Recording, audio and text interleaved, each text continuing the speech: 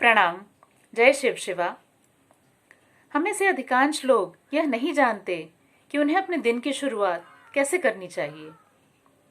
और आज के समय में यदि मैं बात करूं तो हम में से लगभग 90% लोग तो अपने दिन की शुरुआत मोबाइल फोन के साथ करते हैं। YouTube, WhatsApp, Facebook, social media, Gmail और भी न जाने कितनी ऐसी चीजें जिनका मैंने यहाँ नाम नहीं लिया।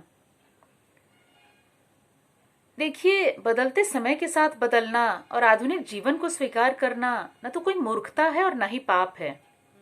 ऐसा भी नहीं है कि इससे हमारी उन्नति रुक जाती है,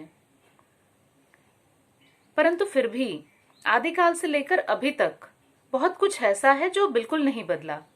जीवन की कुछ ऐसी मूलभूत प्रक्रिया है जो तब भी वैसी की वैसी थी जैसी कि पाषाण युग में थी, और आज भी वैसी की वैसी ही है। उसमें कोई बदलाव नहीं हुआ है। मैं बात कर रही हूँ जीवन ऊर्जा के विस्तार की। मैं बात कर रही हूँ जीवन ऊर्जा के उन चक्रों की जो तब भी उसी रूप में था और आज भी उसी रूप में है। तो आज के इस आधुनिकीकरण और भौतिक उन्नति के नाम पर दौड़ती भागती सभ्यता के बीच हम सब जो फंसे हैं, तो आखिर क्या कारण है कि हमारा पूरा दिन डर, अवसाद, चिंता और निराशा में बीतता है? क्या ऐसा कोई तरीका नहीं कि हम अपना दिन खुशी, उत्साह, सकारात्मक ऊर्जा और एक नई उमंग और नई आशा के साथ बिता सकें? उसका तरीका है प्रार्थना। अगर आपके पास आधा घंटा भी समय नहीं है, 15 मिनट भी समय नहीं है, परंतु 2 मिनट समय तो आपके पास अवश्य होगा।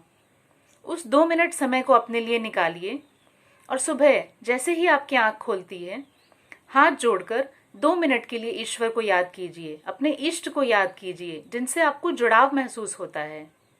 यह भगवान शिव भी हो सकते हैं, श्री राम भी हो सकते हैं, या आप जिस भी धर्म संप्रदाय को मानते हैं उनसे जुड़े कोई भी देवी देवता। देखिए, परम सत्ता तो एक ही है और वही उन्हीं की ऊर्जा जो है वह हम सबके भीतर है, जो किसी न किसी रूप में जीवन को संचालित करने में और नियंत्रित करने में हमें मदद करती है। तो सुबह के 2 मिनट अगर आप प्रार्थना में बिताते हैं तो आपने अपने अवचेतन मन को सबसे पहले यह निर्देश दे दिया कि मैं अपने जीवन की एक सकारात्मक शुरुआत कर रहा हूं। मैं मानता हूं कि समस्या है, परेशानी है, परंतु ज्यों ही आप प्रार्थना से अपने दिन की शुरुआत करते हैं तो आपने अपने अवचेतन मन को यह संदेश दिया कि कोई एक परम सत्ता है जो मुझसे ऊपर है और जो मुझसे अधिक शक्तिशाली है, जो पूरे संसार का निर्वाह कर सकती है। तो मुझसे जुड़ी छोटी मोटी समस्या का निपटारा करना तो उसके लिए कोई बड़ी बात नहीं है। देखिए, प्रार्थना के 2 सबसे महत्वपूर्ण हिस्से हैं और उनके बिना कोई भी प्रार्थना अधूरी है। चाहे आप कितने भी सुंदर महकते फूलों का हार अर्पित कर दें, सुंदर अगरबत्ती जला लें, प्रसाद चढ़ा लें, पर अगर ये 2 चीजें नहीं हैं तो आपकी प्रार्थना अधूरी है। और अधूरी प्रार्थना न तो स्वीकार होगी और न ही फलित होगी। तो आपकी प्रार्थना में सबसे पहली चीज जो होनी चाहिए वह है कृतज्ञता का भाव, और दूसरी चीज है विश्वास। कृतज्ञता इसलिए कि आपको उन ईश्वर के चरणों में धन्यवाद और थैंक यू बोलना चाहिए कि माना कि मेरे जीवन में बहुत दुख है, बहुत परेशानी है, परंतु फिर भी मैं बिना किसी पूर्वाग्रह के अगर अपने जीवन को देखती हूं या देखता हूं तो मुझे लाखों ऐसी चीजें दिख जाएंगी जिससे मैं अपने आप को सौभाग्यशाली महसूस करूं। तो यह अपने आप में कोई छोटी बात नहीं है। देखिए, मनुष्य के स्वभाव का एक रंग होता है कि हमें जो प्राप्त होता है हम उसकी कीमत नहीं आंकते, और जो नहीं मिलता हम उसके लिए शिकायत करते हैं। लेकिन जब आप ये कृतज्ञता का भाव अपने अंदर लाते हैं तो सबसे पहले आपने ब्रह्मांड में जो ऊर्जा भेजी, जो संकेत भेजे, वह यह कि मुझे जो प्राप्त हुआ है उसे मैं स्वीकार करता हूं, संपूर्णता के साथ स्वीकार करता हूं, और साथ ही उसके लिए मैं धन्यवाद ज्ञापित करता हूं। और उसके बाद विश्वास वो दूसरी कड़ी है जो आपको उस परमात्मा से जोड़ेगी। जब तक आपको विश्वास नहीं है कि कोई ऐसी परम सत्ता है जो आपकी परेशानी को दूर कर सकती है, जो आपकी समस्या का हल कर सकती है, तो किसी भी प्रार्थना का कोई हल नहीं निकल सकता। तो अपने मन को शुद्ध करते हुए पूरे विश्वास के साथ ईश्वर को याद कीजिए और उनसे प्रार्थना कीजिए कि मेरा आज का दिन अच्छा बीते, और जो भी उतार चढ़ाव, सुख दुख, अच्छे बुरे जो जीवन की परिस्थितियां मेरे सामने आए, उनका सामना मैं सही तरीके से कर सकूं, उचित तरीके से कर सकूं, मेरा और मेरे जीवन ऊर्जा का सही इस्तेमाल हो सके, मैं अपने जीवन के समय का सही इस्तेमाल कर सकूं, जिससे अपना और समाज का, देश का भला हो सके।